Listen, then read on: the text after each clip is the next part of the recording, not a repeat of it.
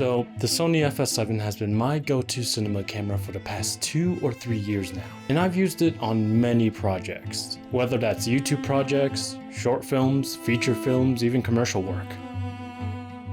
Before I even considered the Sony FS7, I'd done hours, days, even weeks of research of what I should buy and save my money up for. So after a long time of saving my money, I finally pulled the trigger and bought my first cinema camera. Now the main question is it still a good camera in the year 2024?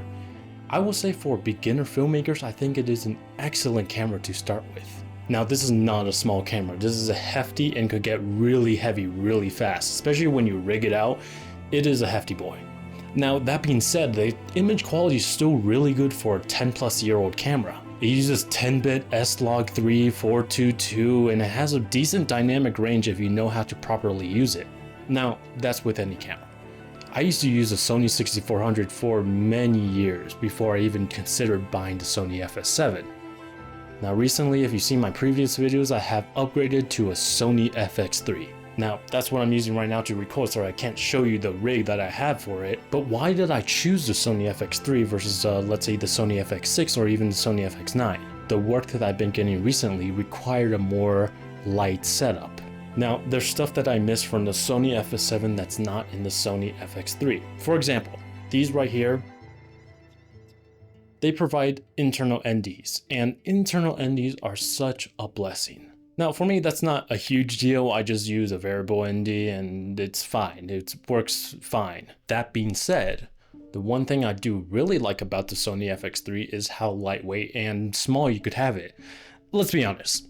When you have a big camera like this and you're walking around the streets and just trying to film something, you get a lot of stares. It's happened to me so many times.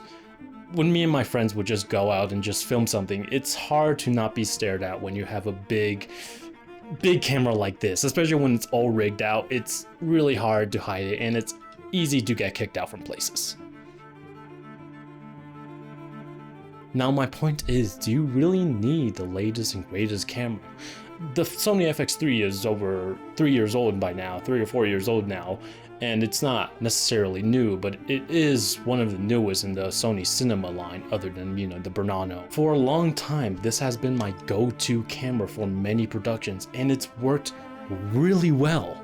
And I think it still holds up extremely well in 2024, as long as you use it properly and you light everything properly and you know the limitations. That's the main thing. If you know the limitations of your camera, then any camera can work. But that's all I have for you guys today, and now if you want more videos like this where I just sit down and talk to you guys, go ahead and leave a like, put it in the comments, and subscribe so then I'll know and it'll just motivate me to make more videos like this. Anyways, keep rolling guys, see you guys later.